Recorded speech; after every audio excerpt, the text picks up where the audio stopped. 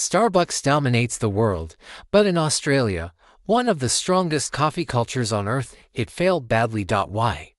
Starbucks is one of the most recognizable coffee brands on the planet. From its beginnings in the United States, the company expanded rapidly across Europe, Asia, and the Middle East, transforming coffee into a standardized global product. Wherever Starbucks went, it brought the same familiar elements: the green logo, the menu boards filled with options, the promise that a latte in one country would taste almost identical in another. In many markets, this consistency was a major strength. Starbucks didn't just sell coffee, it sold a predictable experience. For millions of people, it became a third place between home and work, a space to sit, use a laptop, hold informal meetings, or simply feel part of modern urban life. In many countries, Starbucks arrived before a strong café culture existed. It introduced espresso drinks, café seating, and a new way of socializing. The brand felt aspirational and international. Drinking Starbucks signaled global taste and upward mobility. Because expectations were low or undefined, Starbucks could shape how people understood coffee itself. That formula worked extraordinarily well until the company tried to apply it and changed in Australia. Australia was not an emerging coffee market. Long before Starbucks arrived, Australia had already developed a mature and highly sophisticated coffee culture, heavily influenced by Italian and Greek immigrants after World War II. Espresso wasn't a novelty, it was the norm. Australians didn't drink coffee casually or occasionally. They drank it daily, often multiple times a day, and they cared deeply about how it was made. Coffee was not a lifestyle accessory, it was a craft. In Australian cities, cafes were typically small, independent, and deeply rooted in their neighborhoods. Baristas were trained professionals who took pride in extraction, milk texture, and consistency. Menus were short and focused on flat whites, long blacks, cappuccinos, not dozens of flavored variations. Customers often went to the same cafe every morning, ordered the same drink, and trusted the barista to get it right. These cafes were not trying to scale globally. They were trying to be excellent locally. When Starbucks entered this environment, the contrast was immediate and uncomfortable.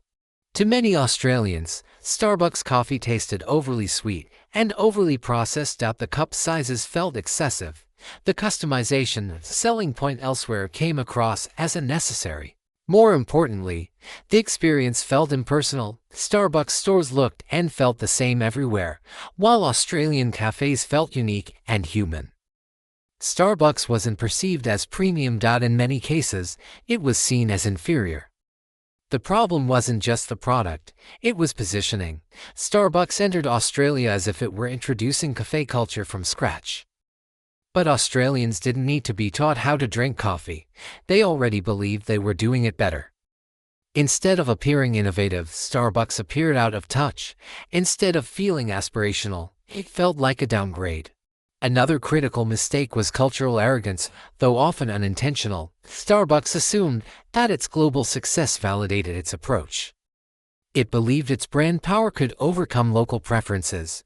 But in Australia, coffee culture was closely tied to identity and pride. Independent cafes represented craftsmanship, authenticity, and community. Starbucks represented mass production and corporate uniformity.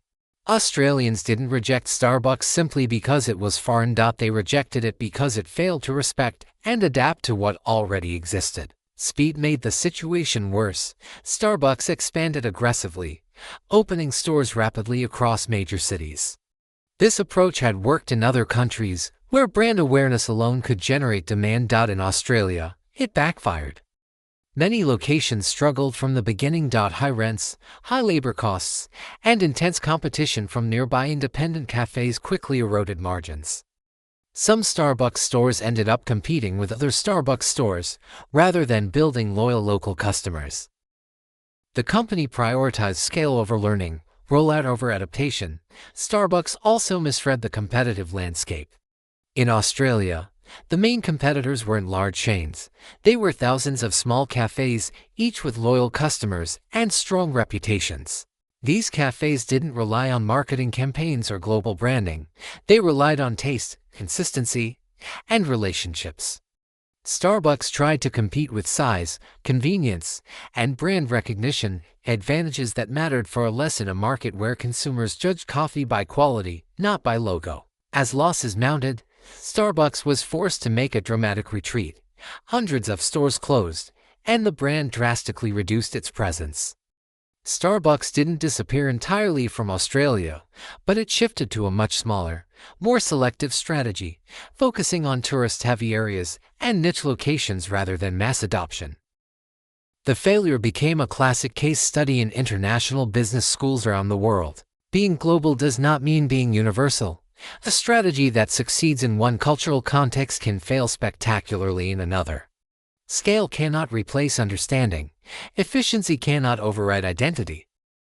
A powerful brand can open doors, but it cannot force acceptance. Starbucks didn't fail because it lacked capital, talent, or ambition.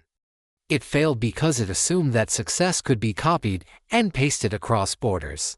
In Australia, coffee was already personal, already perfected, and already claimed.